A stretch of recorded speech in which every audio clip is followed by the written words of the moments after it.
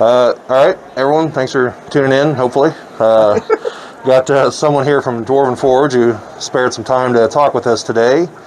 And you'd like to introduce yourself? Yeah, hi, I'm Chris. I do marketing strategy, video production, live stream production, and community management for Dwarven Forge. So I don't really make any of the pieces, but my job basically is mostly just stuff about like figuring out how to talk to people, hearing what the community is saying, and kind of letting that feedback kind of guide the directions that we go. Right, so you're on the Twitch streams then every Wednesday.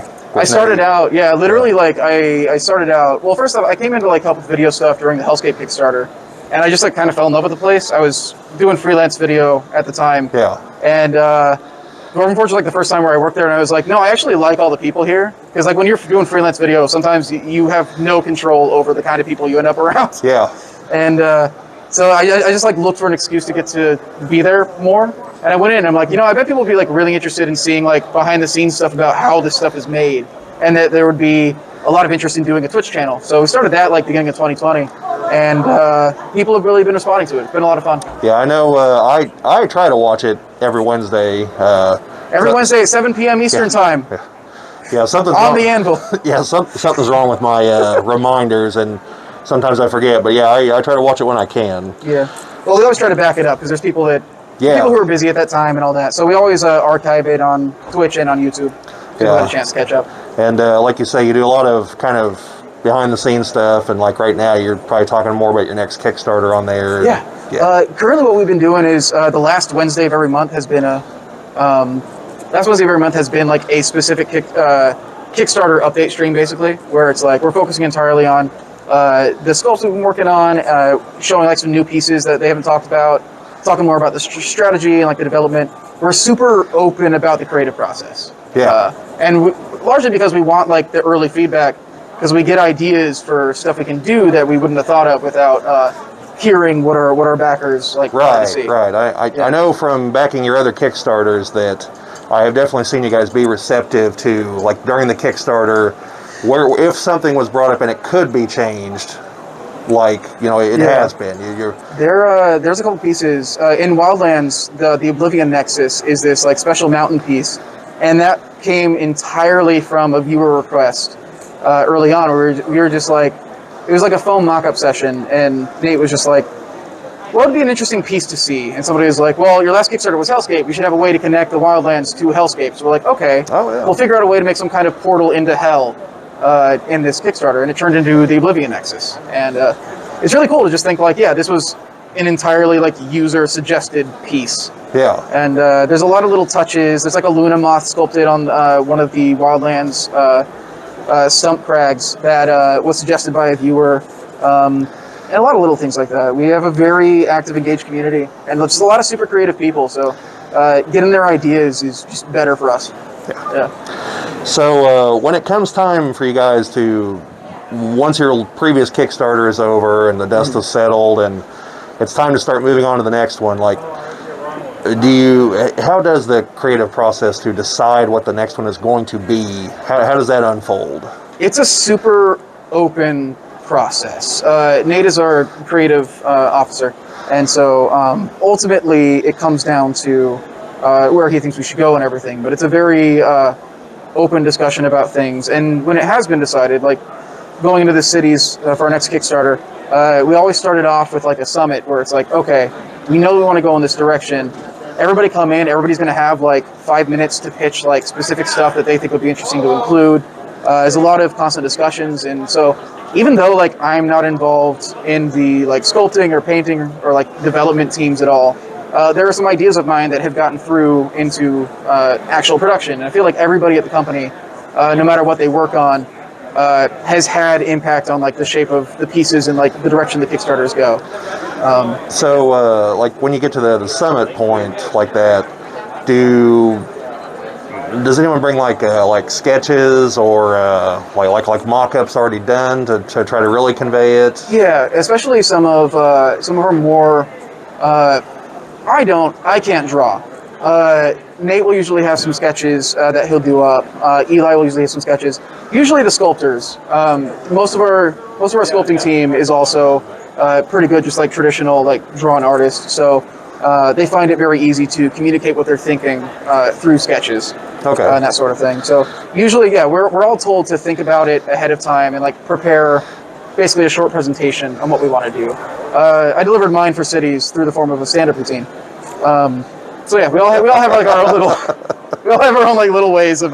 So anyone going for interpretive dance, or is that a little? Not yet. That field is wide open. Casey will probably do it actually. Okay. Casey, if you're watching this, for the next Kickstarter, do that.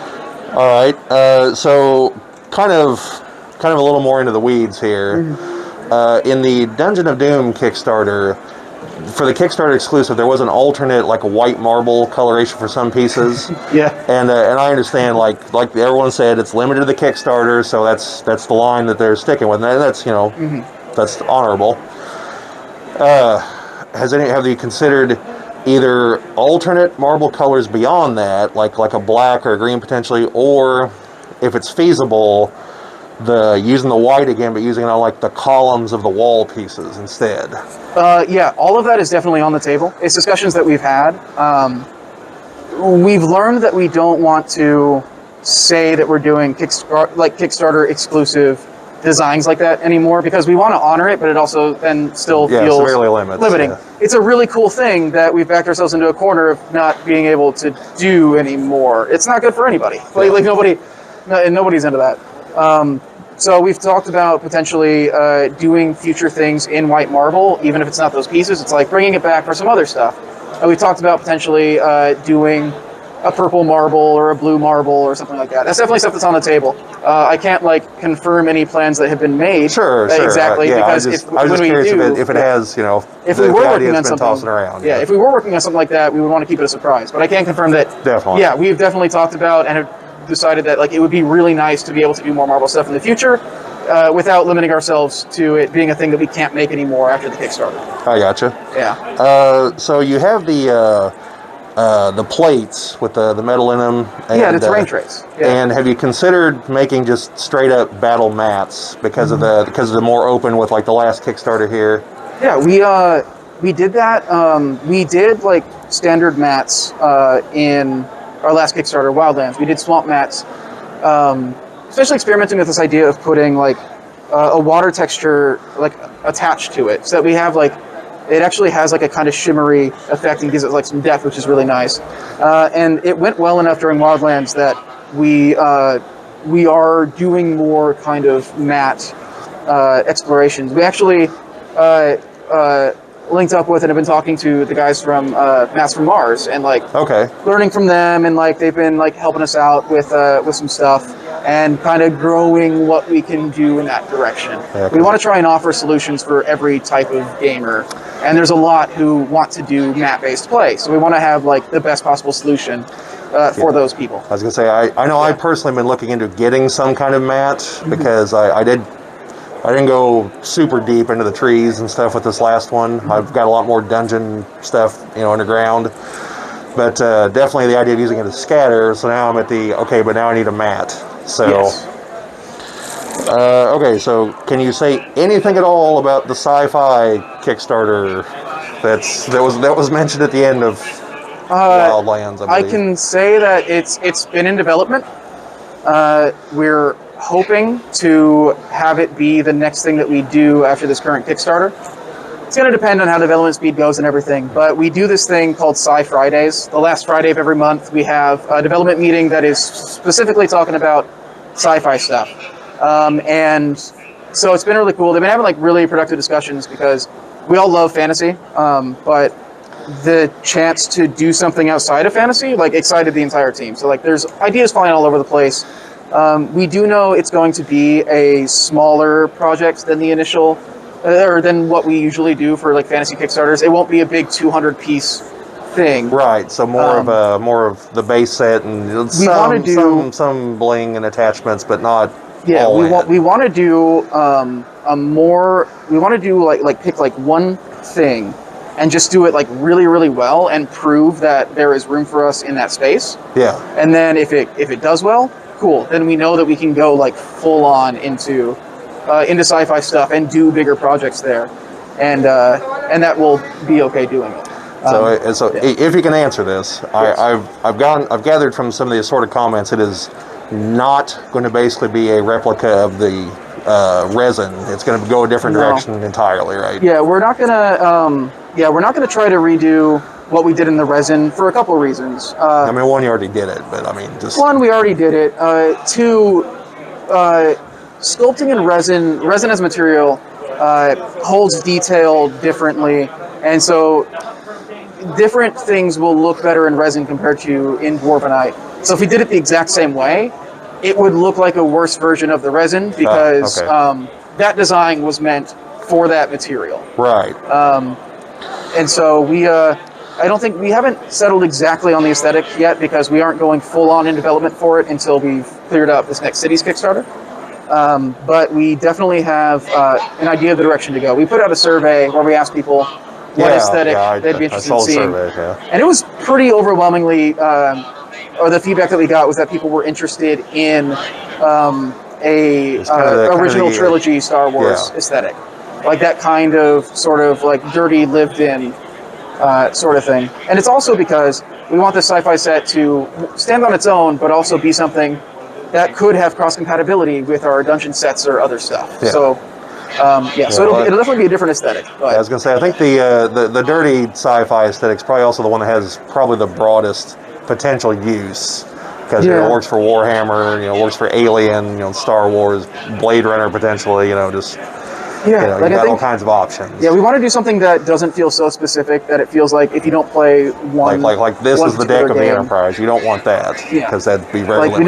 We want it to be something that makes sense whether you're playing Path or Starfinder or Space Hulk or anything like that. We want it to be something that feels like you can use it anywhere.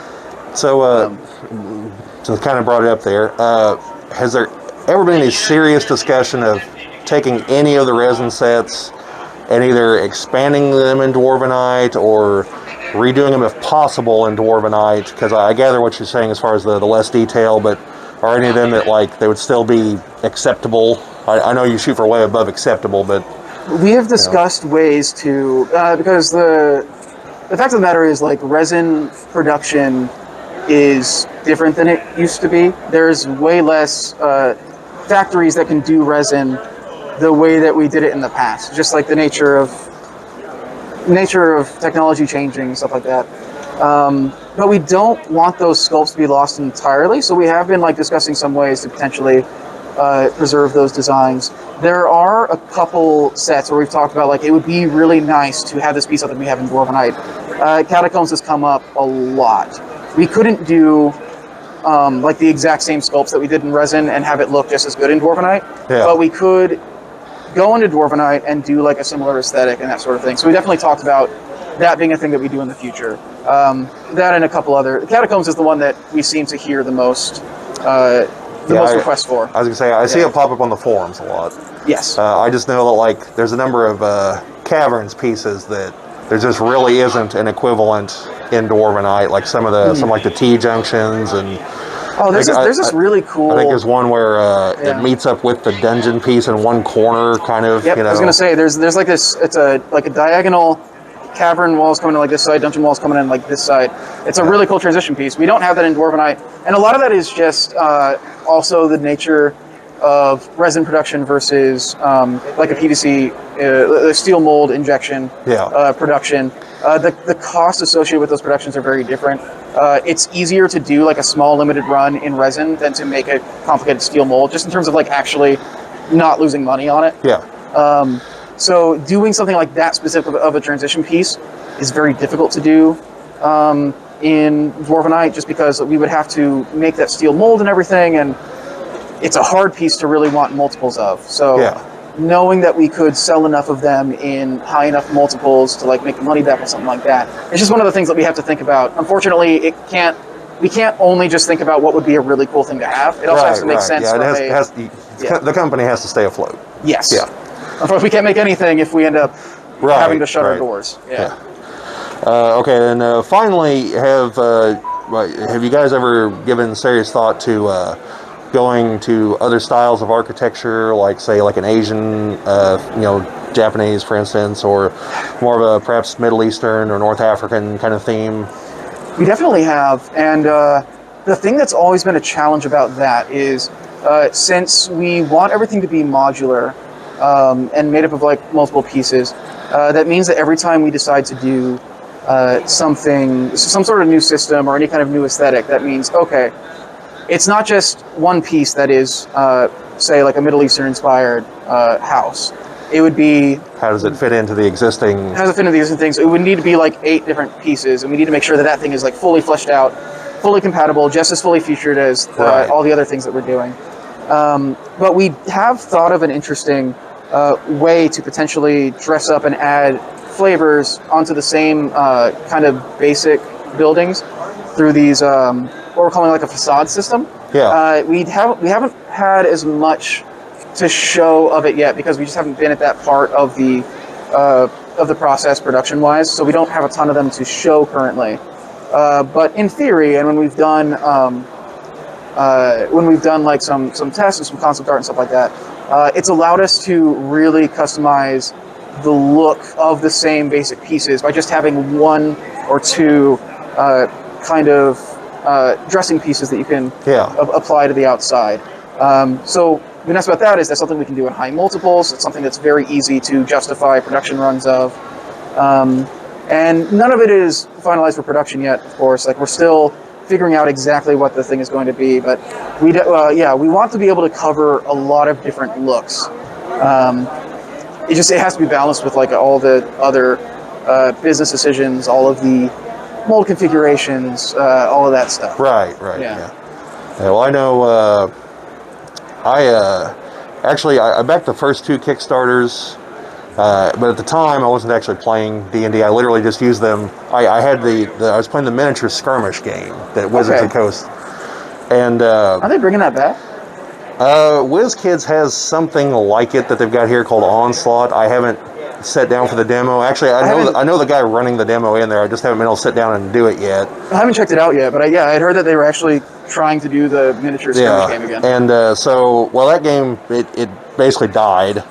And I kept about half of the miniatures because I was like, if I ever actually play the RPG, I think I'm going to need these. It was mostly like orcs, drow, and some dragons, some beholders, stuff like that.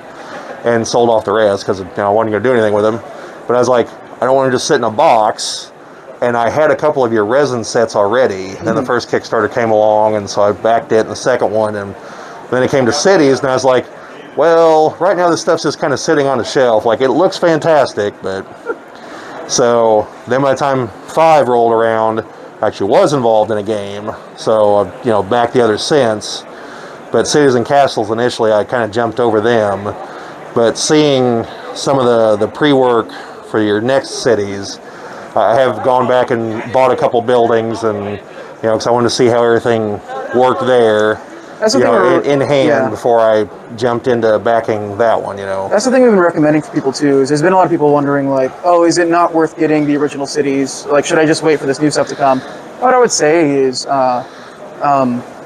it's still worth getting. I'd say it's more worth getting them than waiting, because it gives you a chance to experiment with that CBS system and see what it's like to build with that, so you have a better understanding of it. So then when we're showing you these pieces in the Kickstarter, you have more of an understanding of what you like about the system and what you don't, what sorts of things you would want to do. It gives you like a more educated place to kind of approach your backing decisions from that respect. Because even though there's going to be new functionality with this Return to the Cities, with those pieces, they're still going to use the same basic system as the original pieces, so they still can combine. And even though you won't be able to do like the wraparound balconies and some of like the new stuff with the old pieces, you can still have like a simple house in that neighborhood as well that is made of the old stuff. It can be standing across the street from like the other house that's like got the modular roofs and the big old thing, and it just adds more variety to the city. So it's definitely not, we're not trying to like replace and outdate the original cities, but we're trying to take that same base and improve on it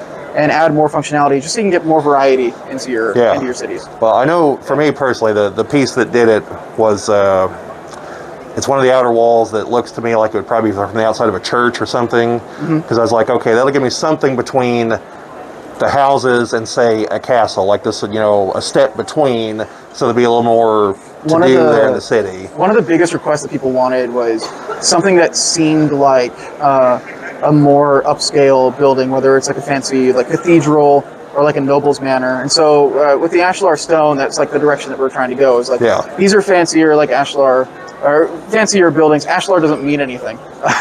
These are like kind of fancier stone buildings that they've got like onion windows as opposed to the square windows, which just feels more elegant. We just showed for the first time at this convention, like we're gonna have like stained glass like inserts that can go in there. I saw that, and I didn't get the chance to ask if that was like an insert or a light up or what exactly that was. What it is there's a little slot in the top, sort of the way that the like arch walls in the dungeons work, where you can slide the bars down in or the other thing. It functions kind of similarly to that, where we're gonna have a couple different little acetate stained glass window designs. So you can slide them down in there, and so it's like based on what kind of cathedral this is or what kind of building this is, you can choose like a more appropriate design, like something that looks more like a cathedral to a lawful good deity would look a lot different than somebody who worships the Raven Queen or something. So we want to provide like a variety of different inserts that will kind of change the look of the thing. I will say the other thing that sold me on the going into the cities was the fact that there were a couple bundles that were very nice as far as that. Yeah, we're really trying to make our web store better. For a long time, the Kickstarters were what was like keeping us alive. So that was like where all of our focus was going, and it was just kind of gung ho. As soon as we finished the Kickstarter, it's like cool, we got to prep the next one. I always kind of like left this like mess behind us of like sets that are left over from the Kickstarter, and they're in configurations where somebody new coming in who didn't know the Kickstarter looks at it, and it's like, what does Encounter 4 mean? Do I need like 3 other things before I can use this? Stuff like that. So we've been like reworking the store to actually have core sets that are approachable and make sense to people who are coming in. We've been making more educational content to show them how this stuff works, like very quickly in like 5-minute videos. So that way, no matter when somebody comes across us, like they've got the ability to feel informed and make a decision that's actually going to like make sense for their games and all that. And those bundles were a big step too. It's basically us kind of trying to have the appeal of what the Encounters did in those Kickstarters, where it's like, oh, I know exactly what this room does. Like, it makes sense. Like, I get how to use this because the Encounter is designed around doing a specific thing. So it's making use of these special pieces and all that. The bundles are like our approach at having that be a thing that's always available in the web store. Well, I personally think they're a great idea. Like, I like the builds of the month that led up to them, and you know, the current incarnation is very nice. They're kind of an evolution of that as well. As we're looking at it, we're like, people really like these bundles, but it really stinks that we're putting all this work into making all this, and then it goes away and we don't have it anymore. We've been talking about bringing back some of those builds of the month and just having them be permanent bundles. We want to make it so we've got bundles for every environment. If you're taking suggestions or votes, the Ice Cavern one was was one I missed out on. Would definitely jump on again. Shivering Springs was super popular. Red Rot Ruin, people liked a lot. That was like the kind of swamp and dungeon ruin one. Yeah, I did get that one actually. There's a number of them where like we look at it and it's like, if we can get the stock to make this like work and make sense, like it'd be nice to bring these back because they had a lot of appeal to them. It turns out we make more money when the stuff is easy and accessible for people to buy. So we're trying to pivot in that like revolutionary direction. Well, hopefully that works out for you. So far it's been good. We've been growing our customer base like so quickly through the pandemic. It feels like we're getting like new people every week who are coming in, like just got their first set, or they're asking questions about it, and like the community on like our Discord and the forums has been super friendly and helping them understand how the stuff works. And I feel like we've never really grown the way that we are right now outside of Kickstarters before. It's been really rewarding to see. All right, well, I think that about does it for the questions, and I think I probably kept you long enough. So I love doing this. Appreciate you taking the time to come talk with us, and hopefully we'll have a chance to go by the booth and try to get a shot running through there. Yeah, absolutely. So thanks for talking to me. And yeah, if you bring it by, like, let us know if you like want us to like demo anything or anything like that. We'd be happy to help. Okay. Really appreciate it. Yeah. All right. Thanks for talking to me. All right. Likewise. And thank you folks for watching, and talk to you later.